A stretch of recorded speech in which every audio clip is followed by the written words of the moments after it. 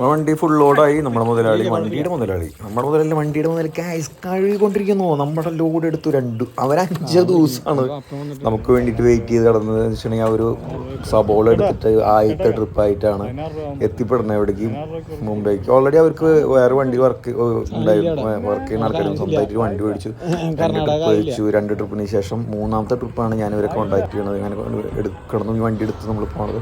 അപ്പോൾ ഈ ട്രിപ്പിന് വേണ്ടി 5 ദിവസമാണ് ഇവർ മുംബൈയിൽ സ്റ്റേ ചെയ്ത് കിടന്നു വെച്ചിട്ടുണ്ടെങ്കിൽ ഒരു ലോഡ് കുറവായിരുന്നു. അപ്പോൾ അങ്ങനെ നമ്മൾ ഇവരായിട്ട് കണക്ട് ചെയ്ത് ഇവരും ഞങ്ങൾക്ക് വേണ്ടിയിട്ട് 2 ദിവസം സ്റ്റേ ചെയ്യേണ്ടി വന്നു. അവർക്ക് വളരെ നഷ്ടമുള്ളൊരു പരിപാടിയായിരുന്നു. നമ്മുടെ ലോഡൊക്കെ കണ്ട ഫുൾ ലോഡ് നിറച്ച് കഴിഞ്ഞു. അത്യാവശ്യത്തിന് നല്ല ക്വാണ്ടിറ്റി നല്ല തണ്ണിമത്തനാണ് നമ്മൾ എടുക്കുന്നത്. 2 മാസത്തോളം ഈ തണ്ണിമത്തം ചീറ്റ് ചെയ്യാൻ.